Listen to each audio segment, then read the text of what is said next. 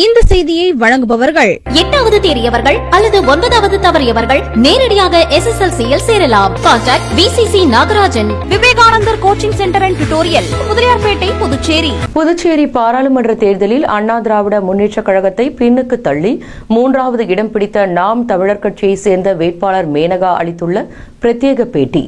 அனைத்து தாய் தமிழ் உறவுகளுக்கும் என் அன்பு வணக்கங்கள். இந்த தேர்தலில் உண்மையும் நேர்மையுமாக நாம் தமிழர் கட்சிக்கு வாக்களித்த அனைத்து உறவுகளுக்கும் என் மனமார்ந்த நன்றியினை தெரிவித்துக் கொள்கிறேன். எனக்கு இந்த வாய்ப்பினை அளித்த அண்ணன் செந்தமிழன் சீமான் அவர்களுக்கும் எனது நன்றியினை தெரிவித்துக் கொள்கிறேன். என்னுடன் களப்பணியாற்றிய நாம் தமிழர் உறவுகள் அனைவருக்கும் எனது நன்றியை தெரிவித்துக் கொள்கிறேன். இது நாம் தமிழர் கட்சிக்கு கிடைத்த ஒரு மிகப்பெரிய வெற்றியாக கருதுகிறேன். இனி எந்த ஒரு அனைத்து கட்சி கூட்டங்கள் நடந்தாலும் நாம் தமிழர் கட்சியின் குரல் ஓங்கி ஒலிக்கும் என்பது உறுதி. களம் கண்டு கொண்டிருக்கும் போதே நாங்கள் யூகித்த ஒரு முடிவுதான் இது.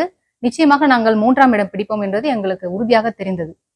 வருகின்ற சட்டமன்ற தேர்தலில் கூட்டணி குறித்து அண்ணன் செந்தமிழன் சீமான் அவர்கள் முடிவு செய்வார்கள். கூட்டணி அமைத்தாலும் அமைக்காவிட்டாலும் வரும் சட்டமன்ற தேர்தலில் நாம் தமிழர் கட்சியின் ஓட்டு சதவீதமானது 2 மடங்கு அதிகரிக்கும் என்பதை நான் உறுதியாக தெரிவித்துக் கொள்கிறேன். இது எங்களோட நேர்மையான உண்மையான உழைப்பிற்கு கிடைத்த வெற்றியாக கருதுகிறேன். அது மட்டுமின்றி பல வியூகங்கள் பல எதிர்கட்சிகள் இங்கு நிகழ்த்தியது. தேசிய கட்சியாகட்டும், திராவிட கட்சியாகட்டும், எங்களை தோற்கடிப்பதற்காக பல சதி திட்டங்களை தீட்டியது. ஆனால் அது எல்லாத்தையும் நாங்க நொறுக்கி இங்கு நாங்க 3ஆம் இடத்தை பிடித்திருப்பது மிகுந்த மகிழ்ச்சியை தருகிறது. மற்றும் இது எங்களுக்கு ஒரு நம் இந்தியாவிலேயே பாத்தீங்கன்னா எந்த ஒரு கட்சியுமே இந்த அளவுக்கு ஒரு வளர்ச்சியை நோக்கி போகல அப்படின்னு தான் சொல்ல முடியும். நாம் தமிழர் கட்சி என்னைக்குமே வளர்ச்சியை நோக்கி சென்று கொண்டிருக்கிறதாக கருதப்படுகிறது.